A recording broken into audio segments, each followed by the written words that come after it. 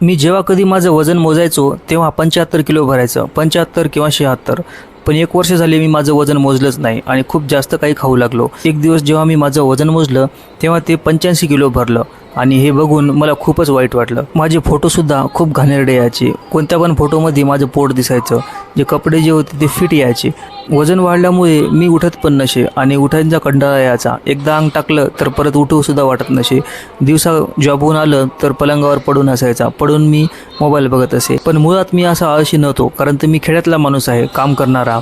जेव्हापासून मला जॉब लागला तेव्हापासून माझं वजन वाढत राहिलं आणि कंटाळा अंगात भरत राहिला.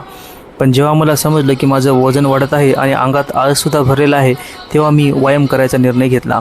तर मी रोज सकाळी उठतो आणि सकाळी उठून जे काही व्यायामचे नावसुद्धा माहीत नाहीत ते व्यायाम करतो. मी डंबेल्स ऑर्डर केलेले आहेत आणि त्याने मी व्यायाम करतो. आता 30-30 ते 40-40 असे मी रेप्स मारत असतो.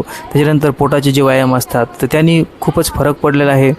वॉकिंगलासुद्धा जातो. 10-10 किलोमीटर मी वॉकिंगला जात असतो. त्यामुळे माझं वजन आता 75 किलोवर आलेलं आहे. तर मित्रांनो, मी हे शक्य केलेलं आहे रोज व्यायाम करून आणि आता माझ्या अंगातला कंटाळासुद्धा दूर गेलेला आहे. आता माझा दिवससुद्धा चांगला जातो. मंडळी, वजन कमी करण्यासाठी दिमागात कोणते विचार आणावे लागतात त्याच्यासाठी या चॅनलला सबस्क्राईब करा. मी तुम्हाला या चॅनलमध्ये सांगतच आणतो.